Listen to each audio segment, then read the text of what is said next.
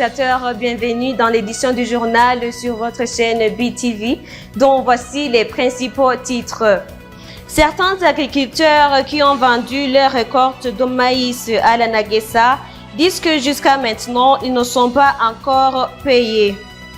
Et après ces lamentations de ces mêmes agriculteurs qui ont vendu leur récolte à Anaguessa à crédit, le Premier ministre Gervin Dirakobucha invite les dirigeants de cette agence de payer cette dette le plus tôt possible. Les détails dans un instant. Spectateurs, certains agriculteurs qui ont vendu leur récolte de maïs à Anaguessa se lamentent que jusqu'à maintenant, ils ne sont pas encore payés. C'est le reportage d'Elvis Munyaneza. J'ai invité les dirigeants de l'Agence nationale de gestion du stock de sécurité alimentaire, Anaguessa, de rembourser au plus tôt possible les récoltes de maïs achetées à crédit. Amafaranga yose Anaguessa yarose ibanze yishura amadeni yose yari ifise. Yose atana mu rusigaye. La Naguessa doit d'abord payer la dette tout entière avant que le ministère des Finances vote d'autres budgets. Les agriculteurs doivent être régularisés dans les délais ne dépassant pas 3 ou 4 jours. Au plus tard vendredi, les gouverneurs des provinces et les administrateurs communaux, tous avaient entendu que vous devez signer pour débloquer tous les 26 milliards pour payer toute la dette des vendeurs. Au plus tard kwa gatanu nazo bari umwene gihugu n'umafitiwe ideni ku mwimbu bigori yashoye izo miliyari 26 zose kwa gatanu zizobe zamaze kwishurwa abene gihugu. Gervin Dirakobucha fait un clin d'œil aux autorités de cette agence de collecter ces récoltes de maïs de la transparence afin d'éviter de retomber dans la même erreur que celle de l'année passée. Nakajyo rero keza ko kugira aho vyoba vyaratugoye uno munsi tutori inyishu yaho vyatugoye maze ivyo vyatugoye byose bitubera inyishu. C'est une bonne occasion pour corriger les erreurs du passé. Ce qui nous ont été difficiles nous servait d'exemple pour la continuation des travaux de collecte de la récolte du maïs. Nous ne voulons pas que les erreurs du passé se reproduisent, qu'il soit le chemin qui nous mène vers une réussite et qu'on revendra cette récolte état encore saine. Mais on n'y arrivera que quand elle sera collectée dans la transparence. tugurisha umeze neza. Ivyo byose rero bikazova yuko uyu mwimbo uri kuragugwa ugugwa hagiyemwo umuco. Vous saurez que cette réunion tenue ce 8 avril a vu la participation de différentes autorités, de le Premier ministre et quelques membres du gouvernement, les gouverneurs des provinces, les agents de corps de sécurité et bien d'autres. Appel du Premier ministre Gervin Dirakobucha et maintenant on va suivre les lamentations de ces agriculteurs. Des lamentations de la part des agriculteurs qui ont vendu leur récolte des grains de maïs au projet Anaguessa et qui n'ont pas été payés s'observent lors de l'émission publique des porte-paroles des différentes institutions étatiques, le porte-parole du ministère de l'Agriculture et de l'Élevage, Clément Dikumasabo, a donné des éclaircissements.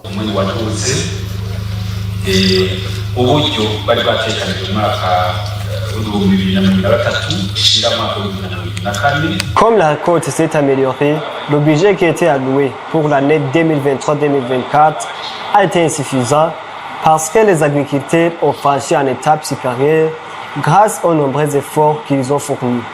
En conséquence, nous nous sommes retrouvés que le budget que nous avions disponibilisé ne convenait pas aux exigences des agriculteurs, mais le gouvernement a pris en main cette question et bientôt la solution va être trouvée pour mieux encourager ces agriculteurs.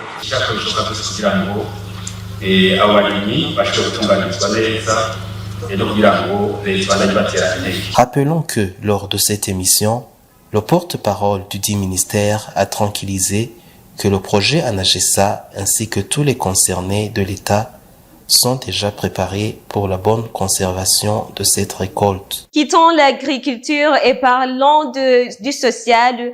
Alors qu'ils s'apprêtent de célébrer la fête d'Eid Fitri, certains musulmans se disent que ce ne sera pas facile à cause de la montée des prix des denrées alimentaires, suivant Alain Loris Ndongodi. Après le jeûne du mois de Ramadan, les musulmans célébreront ce mercredi 10 avril 2024 la fête de l'Eid Fitri. Certains musulmans indiquent que les cérémonies ne se dérouleront pas comme les années précédentes à cause de la montée des prix des produits alimentaires. Demain, on va célébrer la fête de l'Aïd, mais toutes choses sont chères. Le riz est trop cher, la viande, les haricots, tout ça sont chers. Les choux, les oignons et les tomates aussi sont très chers. On ne sait pas comment on va faire. L'important est de remercier Dieu d'être toujours en vie à cette fête. Bien sûr, les prix ont monté, mais on va se débrouiller avec ce qu'on va faire.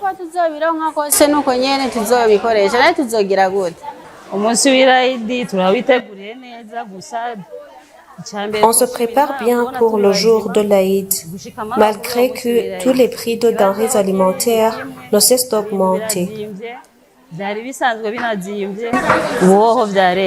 Toutefois, ils affirment que, malgré cette situation, leur coutume de partager avec les autres, musulmans ou chrétiens, ne disparaîtra jamais. L'important est de remercier Dieu d'être toujours à cette vie.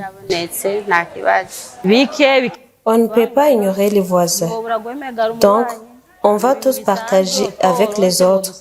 C'est simple. Ce ne sont pas les produits alimentaires qui ont connu la hausse des prix, mais aussi le prix des produits vestimentaires, le prix du transport, ainsi que le prix des différents autres articles ont aussi grimpé. Et sur la page santé, l'État devrait donner plus d'importance et multiplier les psychologues dans tous les domaines de la vie pour que la population, à leur tour, sache l'importance de ces derniers. Ce sont les propos d'Honorine Irangunda, psychologue clinicienne. Annie-Laurine Kakundi. Malgré que leur importance est indéniable, la plupart des Burundais ne connaissent pas encore leur rôle. Ce sont les psychologues de tous les domaines où on trouve même dans l'offre des emplois. Ces derniers viennent en dernière position, comme le dit Honorine Irangunda, clinicienne.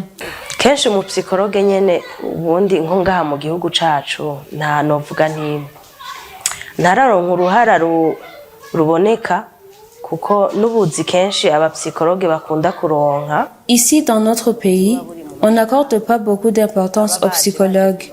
Ils se rendent utiles souvent quand il s'agit des associations qui viennent pour donner des aides au pays, car il n'est pas assuré par le pays de la même façon que le médecin. Il ne reste dans cette institution que pendant le projet d'aide, après il part. Ce n'est pas parce qu'il ne voit pas son utilité, mais c'est parce que c'est un grand projet à réaliser. Mais avec le programme de l'État, il y a une amélioration car dans les centres de santé, on a commencé à donner des formations sur ça. Mais ce n'est pas suffisant. On te dit d'aller former les infirmiers pour qu'ils sachent comment se comporter avec les patients, ce qui n'est pas la même chose. Car pour être un psychologue, tu dois être spécialiste en ça.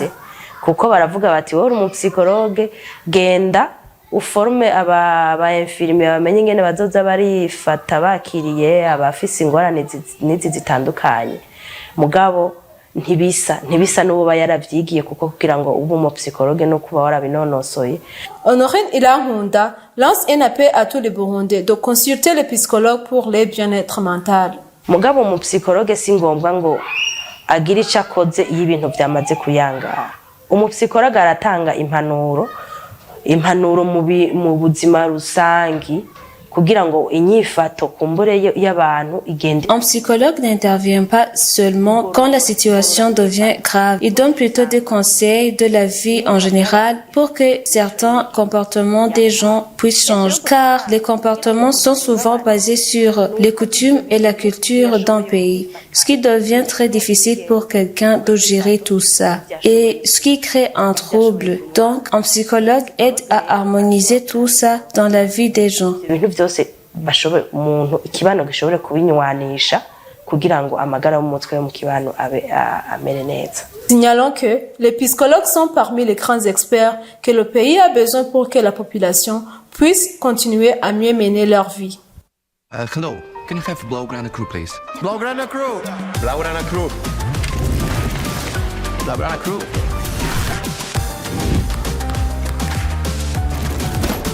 Here is the Blaugrana crew. Rejoignez le Blaugrana crew, participez à la promotion et gagnez des prix offerts par 1xBet et le FC Barcelone.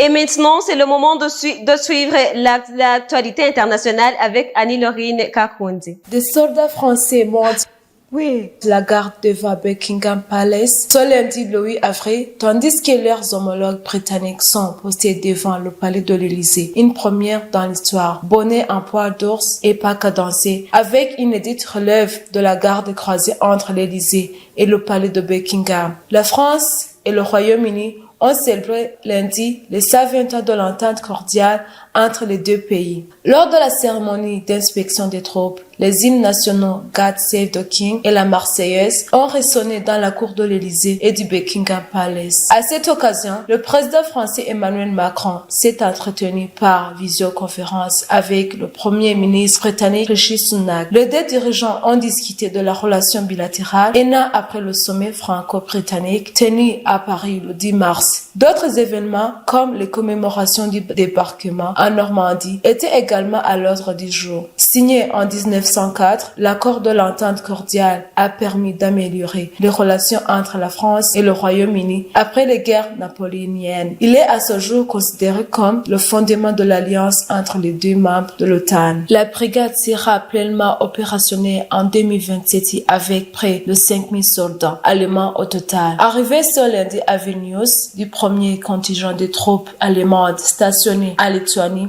150 soldats supplémentaires arriveront en octobre, selon le ministre lituanien de la Défense. Ils feront partie d'une brigade qui doit être créée l'année prochaine et être pleinement opérationnelle d'ici 2027 avec au total près de 5000 soldats allemands. Objectif, renforcer le flanc est de l'OTAN face à la menace russe. La Lituanie partage une frontière avec le Bélarus, allié de Moscou, mais aussi avec l'enclave russe de Kaliningrad. Le porte-parole du Kremlin, Dmitry Peskov, a évoqué une escalade de tensions, créant, selon lui, des zones de danger pour la Russie qui annonce devoir prendre des mesures extraordinaires pour garantir sa sécurité. Le ministre allemand de la Défense, Boris Pistorius, a salué les soldats à leur départ de Berlin. Certains seront réjouis par leur famille. Et voilà, chers téléspectateurs, c'est ici que prend fin notre édition du journal de ce mardi plutôt. Merci de nous avoir prêté votre attention. Bonne continuation du programme. Que Dieu vous garde.